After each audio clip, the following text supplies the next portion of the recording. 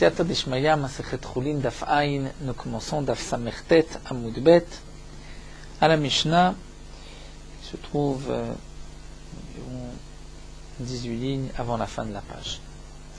La Mishnah nous enseigne le din Amevakeret, c'est-à-dire une bête qui n'a pas encore mis au monde.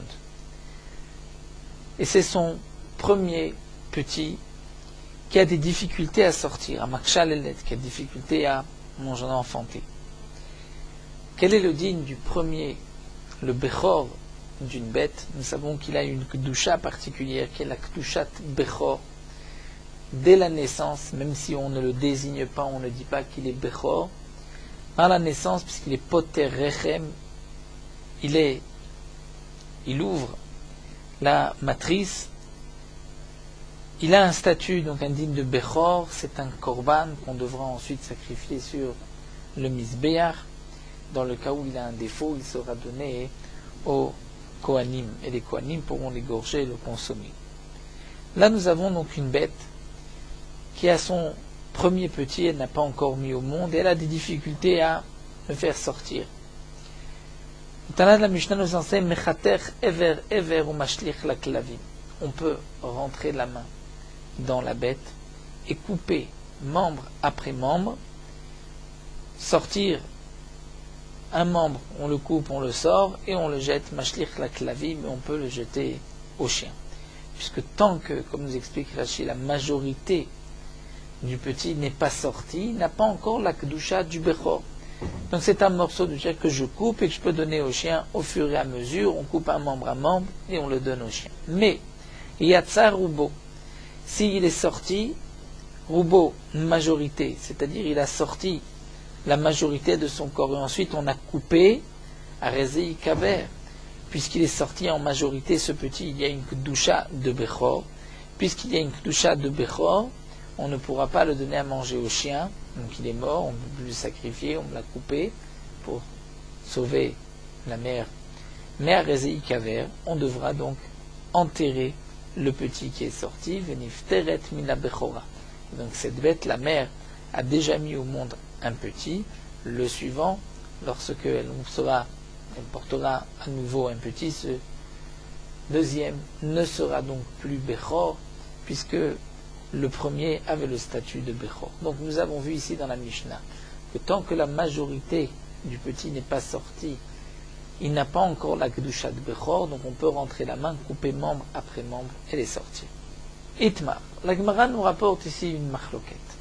C'est marqué dans une memra, Yatsa Shlish ou Mecharol Ovet Kochavim. Un tiers de ce vlad, de ce Bechor est sorti, et le propriétaire l'a tout de suite vendu à un non-juif. Vechazar veyatsa shlish acher. Et ensuite, un deuxième tiers est sorti. Maintenant, nous avons 2 tiers dehors. Donc la majorité du petit qui est sorti. Donc on va dire que c'est un bechor. Il a la kedusha de bechor puisque la majorité est sortie. Mais d'un autre côté, il a vendu la première partie, le premier tiers à un non-juif. Et lorsque la bête appartient à un non-juif, il n'y a plus de digne de Bechor. Eh bien, Ravuna Amar Kadosh. Ravuna nous dit, le petit est Kadosh. Rabba Amar Eno Kadosh, il n'est pas Kadosh, il n'est pas Bechor. Quel est leur machloket? Ravuna Amar Kadosh. Ravuna dit qu'il est Kadosh. Pourquoi? Qu'à savoir les mafré à Kadosh. Ravuna pense que lorsque la majorité sort, donc les 2 tiers sont sortis, rétroactivement, il est Kadosh dès le départ, c'est-à-dire dès le début, dès la première sortie, puisque c'était la Leda, la naissance du Bechor. Et donc, puisque rétroactivement, dès le début, il y avait déjà une naissance d'un Bechor, donc ce qui a été vendu aux non-juifs est annulé rétroactivement. C'est ce que l'Agma nous dit, dès que la majorité, donc le deuxième tiers est sorti, il savait rétroactivement des Mikara avec Kadosh, qu'il était donc Kadosh depuis le départ, depuis le début de la sortie. Et donc, on a des avines, nos klom zavin, et ce qui a été vendu aux non-juifs n'est pas vendu, puisqu'on ne peut pas vendre un Bechor. Donc il y a une Kedusha de Bechor. Mais Rabba Amar Eno Kadosh, Rabba dit non, il n'est pas Kadosh. Pourquoi? Kassava. Mikanu Lava Kadosh. Lorsque le Bechor sort en majorité, il n'est Kadosh qu'à partir de maintenant. Donc Maïde Zavin, Shapir Zavin, ce qui a été vendu aux non-juifs a été donc vendu. Et donc lorsque la majorité maintenant est sortie, ce n'est pas une majorité appartenant à Israël, puisqu'il y a un tiers qui appartient aux non-juifs. Ve'azdou l'etamayu, et l'Agma nous dit que ici Ravuna et Rabba qui sont en machloket, on retrouve le même point, leur même shita ailleurs, dit Itmar, il a été dit Yatsa Shlish derech Dofen, lorsque un tiers est sorti par césarienne, derech Dofen, sur le côté, et qu'ensuite le rechem, la matrice est ouverte, et le petit a pu sortir, Vieshne Shlishim sont sortis ensuite derech rechem par les voies naturelles. Est-ce que ce Vlad est Bechor ou pas? Ravuna Amar Eno Kadosh, Ravuna dit non, il n'est pas Kadosh. Et Rabba Amar Kadosh, Rabba dit qu'il est Kadosh. Pourquoi? Ravuna Amar Eno Kadosh, comme nous avons vu Ravuna l'Etam d'Amar el Mafra Kadosh, lorsqu'il y a une naissance, mais que rétroactivement, dès le début de la sortie, c'était là que commençait la naissance. Et donc, lorsque, dans ce cas-là, un tiers était sorti, des Redofen par césarienne, et ensuite on fait sortir 2 tiers par les voies naturelles, lorsque le deuxième tiers est sorti, avec le premier tiers, nous avons donc un rov veruba kama, le premier rov, c'est-à-dire le premier tiers qui est sorti par Dofen et l'autre tiers qui est sorti par les voies naturelles. Donc le premier veruba kama l'ete berechem n'est pas sorti de majorité berechem par les voies naturelles, puisqu'il y a une partie qui est sortie Yetze Dofen et la naissance commence dès ce moment-là. Donc il n'y a pas de Gdusha. Mais Rabba Amar Kadosh, puisque Rabba est Amed Amar Mikanu Laba Kadosh, il est Kadosh à partir donc du moment où il sort en majorité. Veruba Derechem Nafi. Et lorsque il sort, donc cette majorité, c'est-à-dire lorsque le premier tiers est sorti par Dofen sur le côté, le deuxième tiers par les voies naturelles, lorsque le deuxième tiers sort, il sort maintenant Derechem, il y a donc une Gdusha sur tout le Bechor. Et donc, nous retrouvons ici cette même machloket Rama et Ravuna. Est-ce que les mafria ou Mikanu là-bas? Fetzricha et l'Agma nous dit nous avons besoin de ces 2 machloktot entre Rabba et Ravuna, bien que d'un premier abord c'est le même principe. Est-ce que les mafria il est kadosh ou Mikanu là-bas seulement à partir de maintenant? L'Agma nous dit nous avons besoin des 2 machlokot. Et Yashmunan Beassi, nous avons enseigné juste la première machloket. J'aurais dit Be'akam Ravuna. C'est dans ce cas-là que Ravuna a dit qu'il est les mafra rétroactivement kadosh, et donc c'est un bechor. Et pourquoi il n'a pas voulu expliquer, comme Rabba, que Mikanu Laba, Mishum Dele Kula, parce que d'expliquer comme Rabba serait une Kula, de lui enlever la bechora. Donc Ravuna n'a pas voulu, Aval Behar, mais dans le deuxième cas, ou si Ravuna a expliqué comme Rabba, que c'est Mikanu Leaba à ce moment-là, ce serait donc une Khumra, puisqu'on va dire que le petit est Bechor, et ma modèle est le Rabba. Peut-être qu'à ce moment-là, Ravuna aurait été d'accord avec Rabba qu'on est Mahmir. Vite, Marbea, ici, on nous avait enseigné le contraire.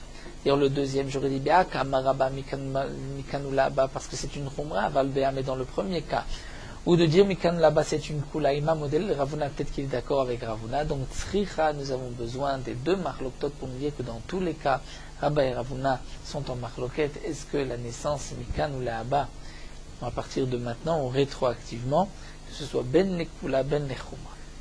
Tanan, donc la Gemara va nous apporter une preuve de notre Mishnah. Nous avons vu Amevaker et Amakshal Eled, donc la bête qui met au monde son premier petit et qui a des difficultés à le mettre au monde.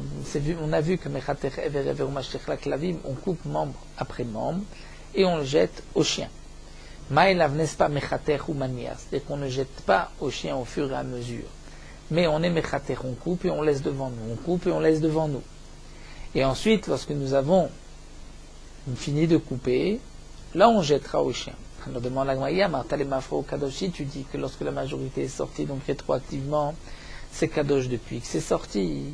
Donc, tous les morceaux qui sont sortis, rétroactivement, on va dire que c'était un début de naissance. Donc il était Bechor, donc il kaver mevaïl, et tous les morceaux devraient être enterrés, non pas donnés aux chiens. La Gemara répond, on parle qu'il coupe et il donne à manger aux chiens au fur et à mesure. Et donc puisque les morceaux ne sont plus là, c'est pour cela qu'il n'y a pas de Bechor, sur quoi la Kedusha du Bechor va revenir même rétroactivement, puisqu'il a tout jeté au chien au fur et à mesure. Et lorsque le morceau était sorti, il avait le droit à ce moment-là de le couper et le donner au chien. Alors la Gemara continue avant Mechatech ou Maniach Mai. Mais s'il avait coupé au fur et à mesure et laissé devant, et qu'ensuite, lorsque la majorité du petit est sorti, on va dire rétroactivement, tout était du Bechor, donc là le din aurait été Ikaver, qu'on va l'enterrer, alors Ad est un Sefa.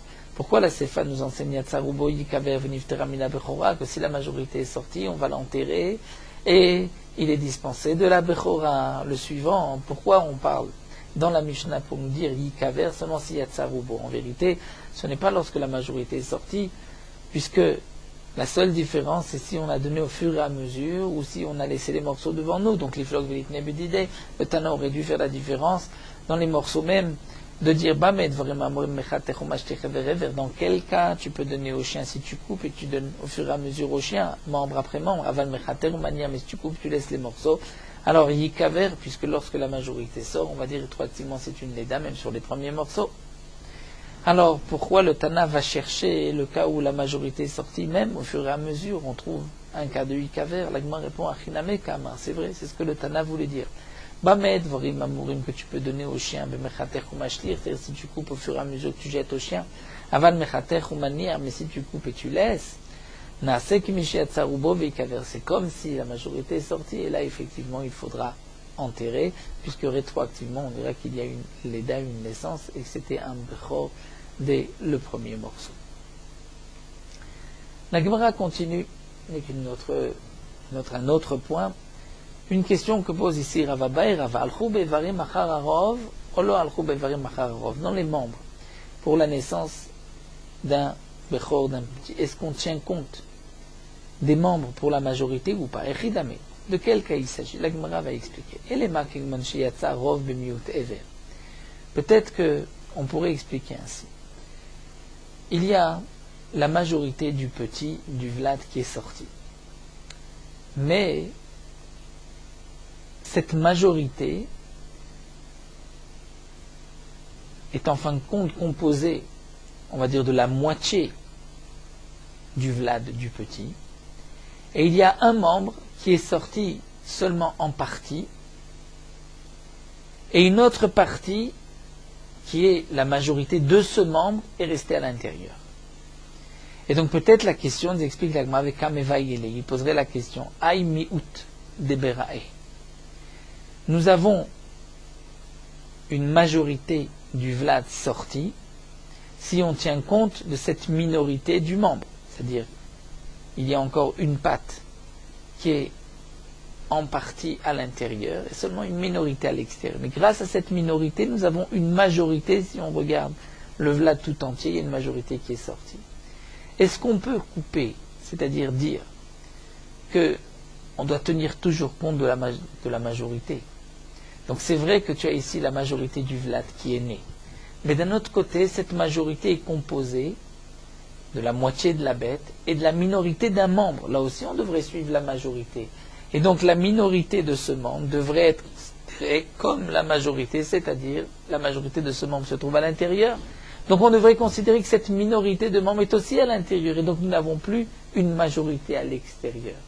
Ou peut-être qu'on va dire que non, on ne tient pas compte de cette minorité et du membre, de dire qu'il va suivre, la minorité de ce membre va suivre la majorité du membre. On va dire ce qui est dehors fait partie donc de ce qui est sorti. Nous avons la majorité de la bête qui est sortie. Ça c'est ce que demande l'Agma. Elema, si c'est pour nous dire que le Vlad est sorti en majorité, mais pour cette majorité, il a été aidé par la minorité d'un membre. La question se pose, cette minorité qui se trouve à l'extérieur, on va là projeter, lui donner le même digne de la majorité du membre qui se trouve donc à l'intérieur, et donc nous n'avons plus de rov à l'extérieur. Peut-être cette minorité, elle doit suivre la majorité du Ubar, et donc nous avons une majorité à l'extérieur. Eh bien, l'Agma nous dit ça, c'est sûr, Pshita. C'est évident qu'on considère que tout est dehors, la majorité est dehors de l'Oshafkinan Ruba de Ubar, Vazlan Ruba de Ever. On ne va pas laisser la majorité du Ubar et suivre juste la majorité du membre. Et là, la question reprend la Gemara de Rava. Est-ce que le cas est plus précis, c'est-à-dire il y a la moitié de la bête qui est sortie, mais cette moitié est composée aussi de la majorité d'un membre, et il y a une minorité de ce membre qui est à l'intérieur. Mais si on dit que la minorité qui est à l'intérieur suit la majorité qui est à l'extérieur, donc si tout le membre est considéré comme à l'extérieur, à ce moment-là, nous avons même une majorité sur tout le Vlad. Et Kamevayele Aou Miut de Begava, et cette minorité qui se trouve à l'intérieur, Mao, quel est son statut? est-ce qu'on pourra les Mishdeye Batar Rov Ever, là, jeter, les lancer par rapport à la majorité du membre? Et à ce moment-là, nous avons une majorité dehors. Ou peut-être pas. Ça, c'est la question. Tashma, l'Agma va apporter une preuve. Nous avons vu dans notre Mishnah Yatzar Ubo, Arezei Kaber, que si la majorité est sortie, Arezei Kaber, il faudra enterrer le Bechor, Maï Rubo. Que signifie Rubo? Il est Marubo Mamash, c'est-à-dire la majorité est sortie, et là, il est considéré comme né, donc il est Bechor, il faudra l'enterrer. L'Agma demande à Dashtal, Hashminan de Rubo Kekulo. Quel est le chidouche de la Mishnah? Jusque-là, on ne nous avait jamais enseigné que Rubo Kekulo. Bien sûr que c'était déjà enseigné, donc la Mishnah ne nous apprend rien. Et la lave, n'est-ce pas que la Mishnah veut nous apprendre que Yatzar Rubo, il faudra l'enterrer, il est Bechor, dans ce contexte-là, Kegon Sheyatzar Chetzio Berovever, qui est la moitié qui est sortie avec la majorité d'un membre, et il y a encore une minorité à l'intérieur, et donc on va dire que cette minorité suit la majorité du membre, et donc la majorité du Vlad est à l'extérieur. L'Agma répond non, tu n'as pas de preuve. On dira Kegon Sheyatzar Rubo Bemeotever. On dira qu'en vérité c'est une majorité du Vlad qui est sortie, mais qui a été aidée par la minorité d'un membre, et la majorité de ce membre se trouve à l'intérieur, comme nous avons dit plus haut. Et Kamashman, le chidouche serait de nous dire de l'Ashknam Ruba de Ubar, de Behema Vaznan Batar Ever. On ne tient pas, on ne va pas laisser la majorité du Ubar poursuivre la majorité du membre. Donc le chidouche, c'est qu'on suit la majorité du membre. Donc nous n'avons pas de preuve à la question de Rava. Donc comme nous l'avons vu, donc c'est évident que s'il y a la majorité qui est sortie, bien que cette majorité ait été aidée de minorité d'un membre, on ne dira pas que cette minorité va suivre le membre tout entier à l'intérieur, donc je n'ai plus de majorité, on dit que j'ai une majorité. Mais dans le cas où c'est la moitié du Vlad qui est sorti, et que cette moitié est composée aussi de la majorité d'un membre, et que si je dis que la minorité de ce membre qui est à l'intérieur, c'est comme si elle est sortie, donc j'ai une majorité, ça, c'est une question, c'est resté en suspens. Rava n'a pas répondu. La Gemara poursuit, Baé Rava, un autre problème que Rava pose, d'après certains, c'est Rabba qui poserait cette question. Karocho Besiv Mao, le Bechor, donc ce Vlad qui est en train de sortir, on l'a entouré de Siv, c'est-à-dire de ce que l'on trouve sur le tronc du palmier. C'est petit. Des sivim, une sorte de laine qu'on trouve autour de cet arbre. Si on a entouré le Bechor et on l'a fait sortir de cette manière, donc il n'a pas touché les côtés du rechem, de la matrice de la bête, est-ce qu'il est kadosh ou pas? C'est vrai que la Torah fait dépendre la gdusha du Bechor parce qu'il est Peter rechem, il m'ouvre, il sort, mais est-ce que c'est parce qu'il touche ou parce qu'il sort? Ou bien, betalito maou, si ce n'est pas avec un sieve, mais avec son talit. Donc il a rentré le talit à l'intérieur, et il fait sortir le vlad, et le vlad ne touche pas les parois. Ou bien beshliyato maou, c'est-à-dire avec sa chilia, c'est-à-dire avec le placenta. Rashi explique que là aussi la question se pose, est-ce que la chilia est une chatzitza ou pas? Mais Rashi n'a pas l'air d'être gorès d'avoir la Gemara betalito maou, puisque Rashi nous explique que si encore bessiv, tu diras que c'est une chatzitza parce que ce n'est pas la même espèce, puisque c'est d'un arbre. Alors la Gemara pose la question, mais si c'est la chilia, si c'est le placenta qui a entouré le vlad, quel sera le din? Parce que le placenta c'est le même mine.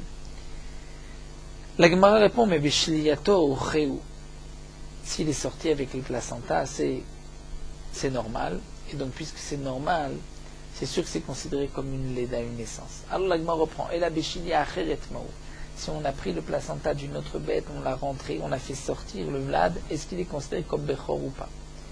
Autre question, kachato va'achazato ve'otziato maou, si kachato, c'est-à-dire une femme l'a entouré dans ses mains et elle l'a sorti. Elle l'a sorti par ses mains. Elle l'a attrapé, elle sort. Donc les mains de cette femme faisaient une chatzitza entre une matrice de la bête et le vlad. Qu'elle le dit? La Gemara demande mais de quel cas il s'agit? Il a fait des chez Patarte. s'il est sorti par la tête. Donc d'abord la tête est sortie et qu'ensuite on a essayé d'attraper, on l'a entouré. Là dit la Gemara, dès qu'il est sorti par la tête, c'est la tête qui est considérée comme la naissance et donc c'est déjà un Bechor. Elle a des nafak derrière margelotav. La question de la Gemara, c'est lorsqu'il est sorti par les pieds et qu'on l'a entouré de cette manière, est-ce qu'il est Bechor ou pas? Autre question que la Gemara pose, et là nous allons avoir des questions assez particulières, Bala'ateu chulda ve'otziato. Il y a chulda, donc une bête, une taupe, une belette qui est rentrée à l'intérieur du rechem de la mère, de la vache, et la belette, la taupe, a avalé le petit et l'a sorti. Mao, quel est le din? La Gemara dit, mais quelle est la question? Hotziatos, la sortie a affecté, il est sorti. Et il n'a pas touché le rechem, donc c'est exactement le même que Kachatos, il a été entouré. La Gemara reprend, non, et là, Bal Ato, Veotziato, donc une belette est rentrée à l'intérieur de la vache. La belette a avalé le petit, l'a fait sortir, mais ensuite Irnisato, elle a rentré.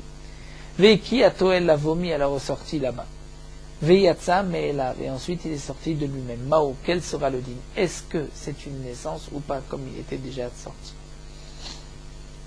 Et donc, est-ce qu'il est Bechor ou pas? Donc, on peut imaginer que c'est un tout petit Vlad, un petit agneau, un petit mouton, la belette l'a avalé, quel sera le dit? Ou encore, il dit que Shner Rechamim, si on a collé deux Rechamim, une matrice de deux bêtes, Viyatsa Mizev Nichnas Leze. Vlad est sorti d'un, rentre dans l'autre. Et Rachid nous explique la première.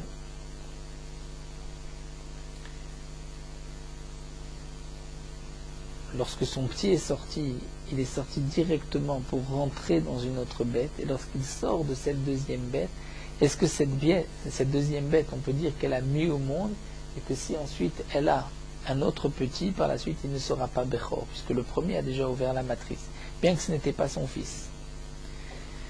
Est-ce que d'idée Patar, c'est seulement si c'est son fils que c'est considéré comme Péter, comme l'ouverture de la matrice, et que le suivant ne sera pas Bechor, mais de l'Avdidé lo Patar si ce n'est pas le sien, non. Odilma de l'Avdidé Namé Patar.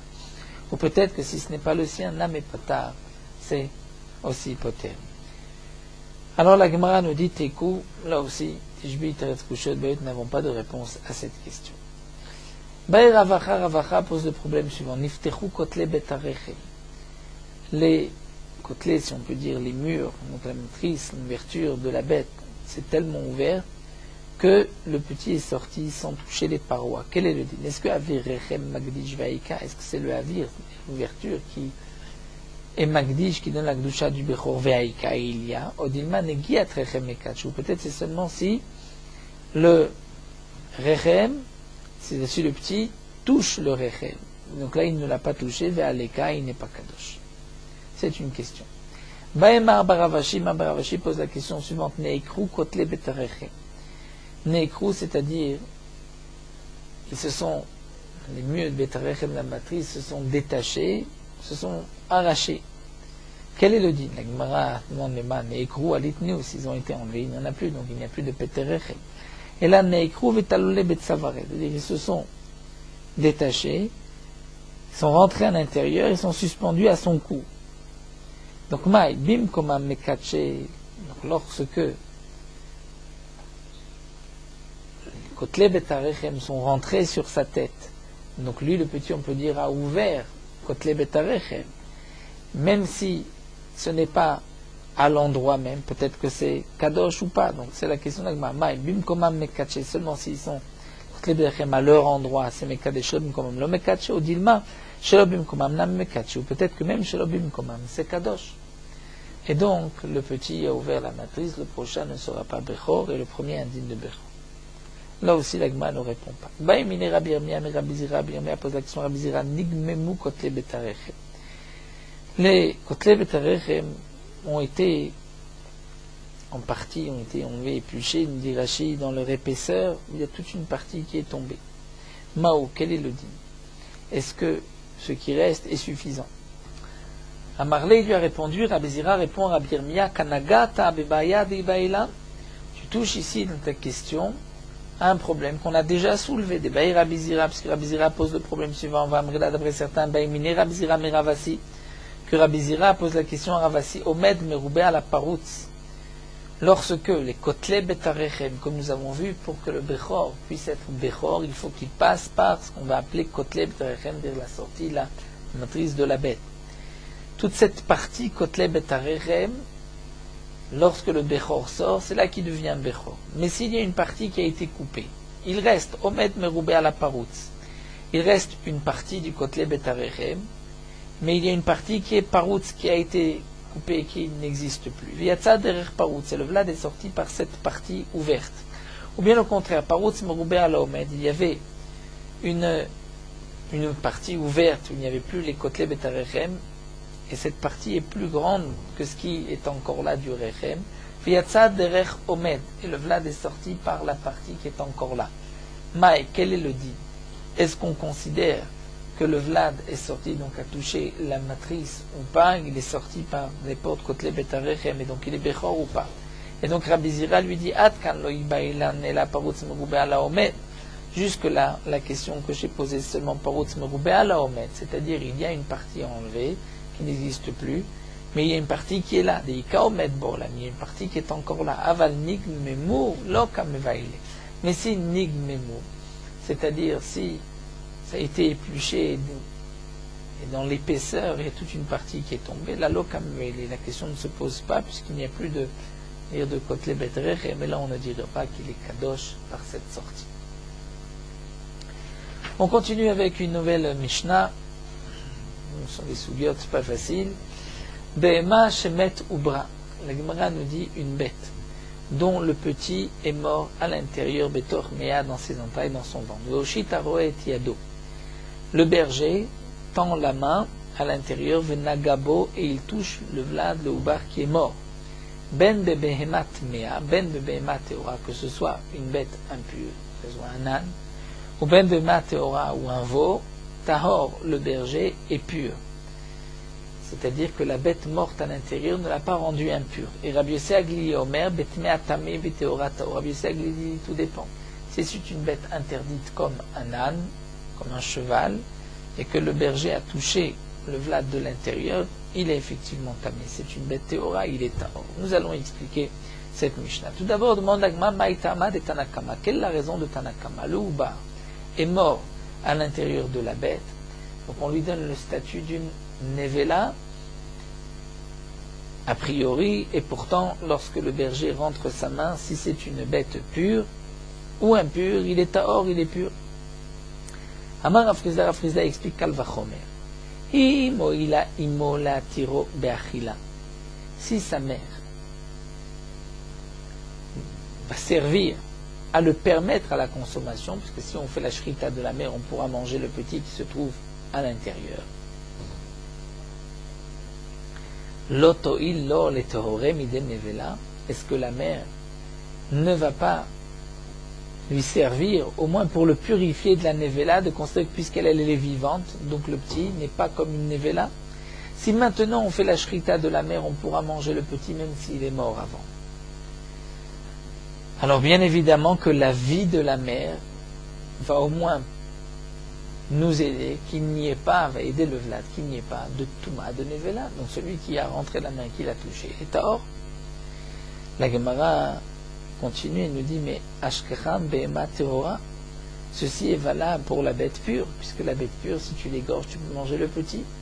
Donc la mère qui est vivante permet qu'il n'y ait pas de touma sur le petit non plus. Mais behema tmia, une bête impure, c'est-à-dire une bête interdite à la consommation, un âne ou un cheval, que tu ne peux pas faire la shrita de la mère, de la naisse, de la jument, pour pouvoir consommer le petit, tu ne peux pas le manger. Donc là, dans ce cas-là, tu n'as plus de kalvachomer. Comment on va dire qu'il va purifier de l'interdiction de la touma de nevela? Alors l'agma répond, donc minalan d'où est-ce qu'on sait? Amarkra vechiyamut mina behema. C'est marqué dans le passage, vechiyamut mina behema, lorsque va mourir d'une bête zobehema tmea, c'est d'une bête interdite. Et pourtant c'est marqué asheri lachem leochla, que vous pourrez manger, donc ceci inclut zobehema tehora, puisque c'est marqué vechiyamut mina behema, ensuite asheri lachem leochla, que vous pouvez manger. Donc la Torah nous dit, lorsque une bête cachère, une bête non cachère est morte, si on la touche, on est impur. Itkish behemat mea le behemat ora. Il y a là un ékesh entre une bête non cachère, donc une bête impure et une bête pure. Ma behemat teora ubra taor, av behemat mea ubra taor. De la même manière que la behemat teora, ici, il faut comprendre pure, c'est-à-dire dans le sens qu'on peut manger. Le ubar et taor est pur, c'est-à-dire qu'il ne communique pas d'impureté. Av behemat mea, même la bête interdite à la consommation qui est mea, ubra taor, son petit est pur, il n'y a pas de touma. Donc par ce ékesh, on va apprendre que ce qui s'applique pour la behemat teora s'applique pour la behemat mea. Mais c'est vrai que le kal vachomer n'est que pour la behemat teora, pas pour la behemat mea. Rabbi Yossi Aglili, alors maïtama, quelle est la raison de Rabbi Yossi Aglili qui fait la différence entre une behemat mea et teora? Amar Rav Yitzchak répond à Amarkra, puisque lui est d'Oresh, Bechol olech al kapav, Bechol achaya olechet. C'est marqué dans la Torah. Toute bête qui marche al kapav sur ses pattes, de toutes les Bechol achaya olechet al arba, de toutes bêtes sauvages qui marchent sur quatre pattes, c'est marqué elles sont impures, et si elles sont mortes, il y aura une impureté si on touche jusqu'au soir. De là on apprend. Malche kapaim bechayat metilecha. Je t'ai dit que lorsque une bête malche kapaim bechayat, c'est une bête sauvage, lorsque elle est malche kapaim, c'est-à-dire dans son corps, elle marche dans son corps, c'est-à-dire le oubar tamé dans le ventre de sa mère, eh bien je te dis, metilecha, qu'il y a une touma de nevela, puisque vechol olech al kapav bechol achaya olech, c'est-à-dire que il y a un petit qui marche, qui est dans la chaya, et si lui est mort, est donc impur. Donc voici le din d'une bête morte à l'intérieur, donc d'une bête interdite, il y a une impureté. Alors l'agma continue la me'ata, c'est ainsi kalout beme paralitame. Lorsque nous avons un kalout, c'est-à-dire dans le ventre d'une vache, il y a un veau, mais qui a le sabot fermé. On devrait dire qu'il est métamé. Pourquoi des malché kapaim bechayahu? Puisque c'est malché kapaim, puisque lui aussi n'a que 4 pattes, il n'en a pas 8, puisqu'il n'a pas les sabots fendus. Et il se trouve donc, malché kapaim, il marche sur son sabot, bechaya, dans une bête sauvage, c'est-à-dire dans une bête, c'est vrai, qui est cachère, mais malgré tout, le kalou devrait être interdit. Nous avons vu qu'il est permis, qu'il n'y a pas d'impureté. Alors la Gemara répond,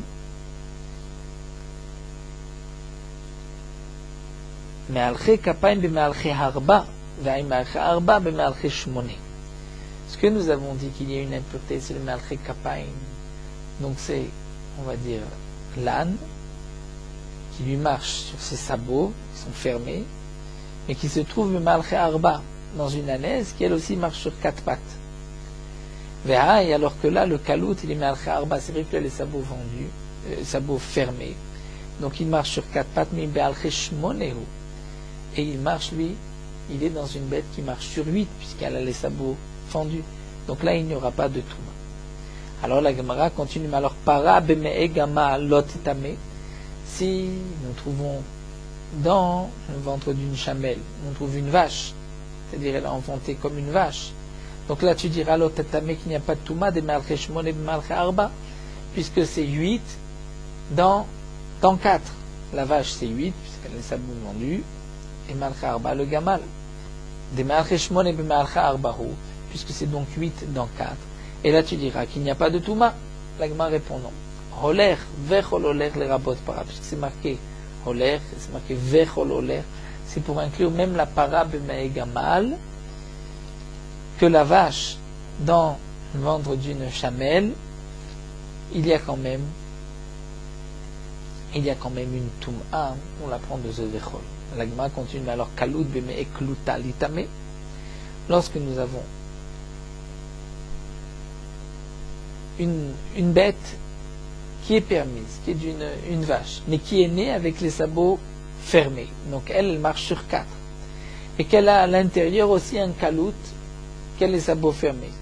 Donc c'est 4 dans 4, litame de malcha arba malcha arbaou, et donc on devrait dire que si la bête meurt, il y a une touma.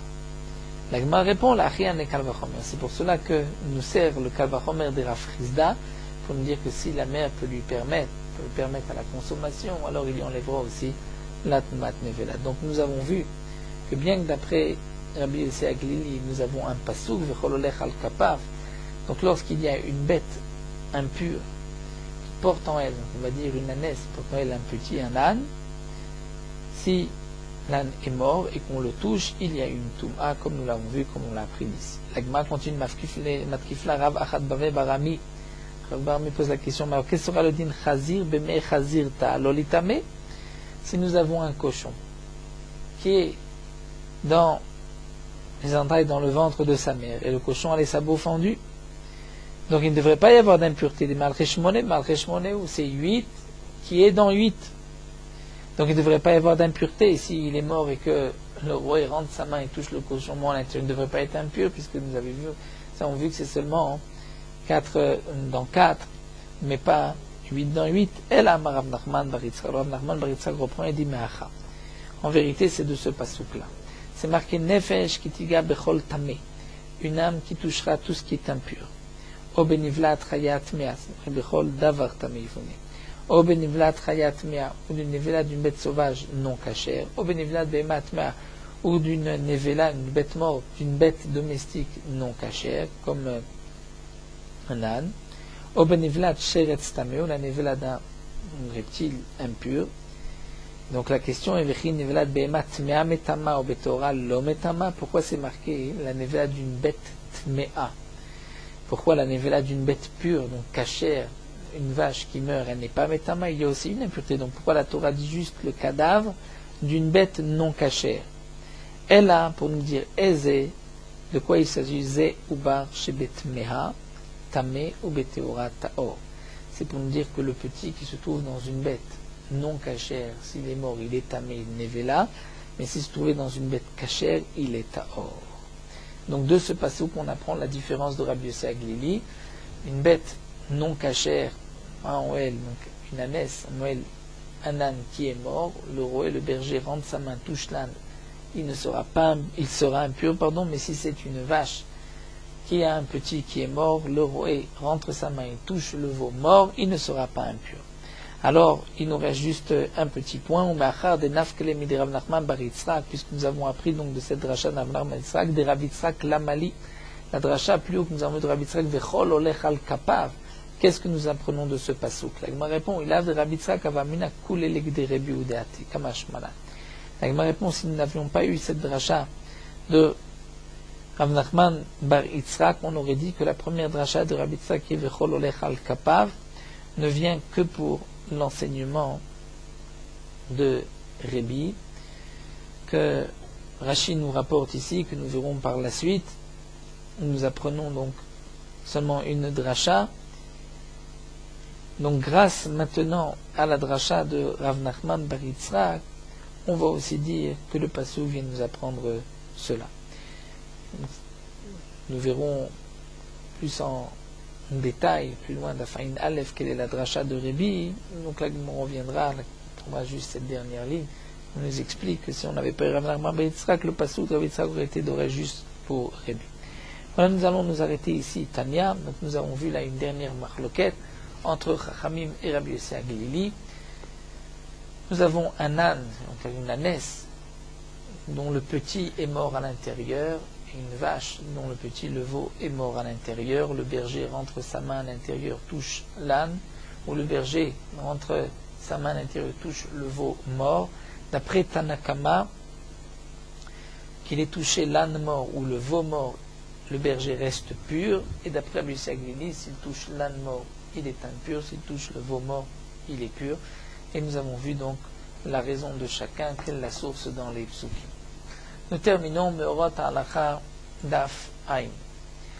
Les Chachamim m'ont interdit de pétrir une pâte avec du lait et de la faire cuire, d'en faire du pain. Pourquoi? De peur qu'on vienne à manger ce pain avec un aliment de viande. De même, on a l'interdiction de pétrir une pâte avec de la viande, de la graisse de viande, d'en faire cuire un pain, ou même d'enduire un moule à pain avec de la graisse de viande, de peur qu'ensuite on va manger ce pain avec du lait. Les Chachamim ont été à ce point mahmir qu'ils ont dit que si on a fait cuire du pain avec du lait, on ne pourra pas le manger même tout seul, de peur qu'on le consomme avec un aliment de viande. Et inversement aussi, c'était avec la graisse de viande. La raison pour laquelle les Khamim ont été mahmir, c'est que le pain est le repas essentiel de l'homme. Et donc on a l'habitude de manger du pain lorsqu'on a un repas de viande, un repas de lait. Donc les Khamim ont interdit du pain viande ou du pain lait, de peur qu'on le mange avec une autre espèce. Donc il faudra, comme nous verrons par la suite, lorsqu'on veut faire cuire un pain avec du lait, il faudra lui donner une forme particulière. On ne pourra pas le laisser comme du pain habituel.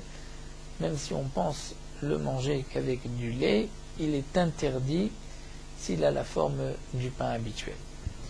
On reprendra les détails de cette halakha par la suite.